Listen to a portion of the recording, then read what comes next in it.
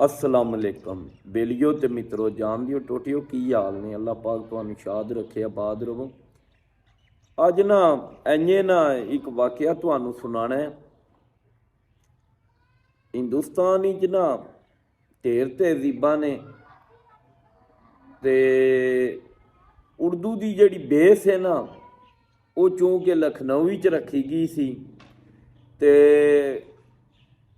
उत्थे दी जिहड़ी रियासत ओद सी ना वो भी शमाल च मुसलमाना का ना तहजीब का गढ़ सी ते अज भी उहदियां रवायात दियां लोकी मिसालां देंदे ने। वो ना जोश मलीक आबादी एक शायर होए ने मलीकाबाद दे ते बड़े अपने अहद दे चोटी दे शायर होए ने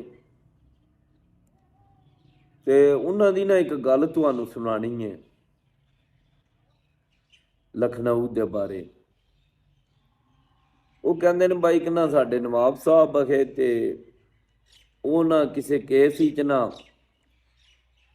अदालत ने उन्होंने एक महीना सज़ा चा दी।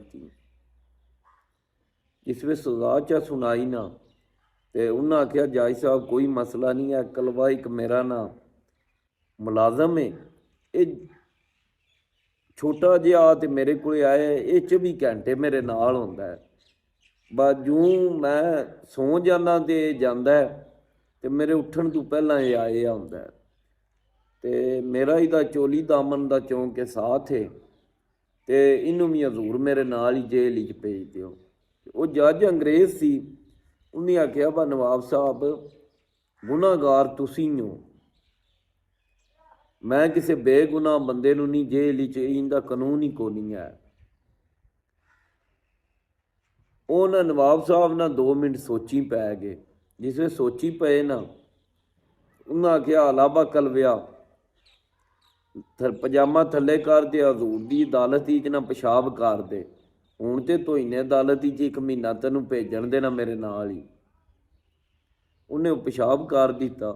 वो जज हक्का बक्का हो गया, उन्हें हर 1 महीना उन्होंने भी नाल सजा दे छड़ी। उन्होंने नवाब साहब ना उत्थे फिर जेल च नाल ही मुलाजम ने तो बड़े मज़े नाल महीना दोवे अपनी सजा कट के आ गए।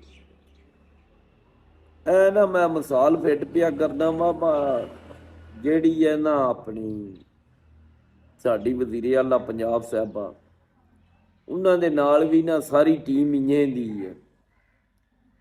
अल्लाह ही फजल करे साडे सूबे ते कलवे दे नाल दी। बस उन्हां दे इशारे की देर होंदी, जिकड़ उन्हां आखना उंज उन्हां कर देना। ते बाकी हुण 12-13 करोड़ का अल्लाह ताला ही हामी और नासर होवे। ये फिर हुण 5 साल वास्ते मुसलत कर गए ने, बर्दाश्त तो हुण करने ने ते इन्हां अगे ना तो कोई अपील करनी है ना कोई लोड़ है, क्योंकि ना इन्हां किसी की गल सुननी है, इन्हां मर्जी करनी, फांडे मारने ने अपनी। ते चलो साडा भी रब राखा है, अपना ध्यान रखो, रब राखा। अल्लाह हाफिज़।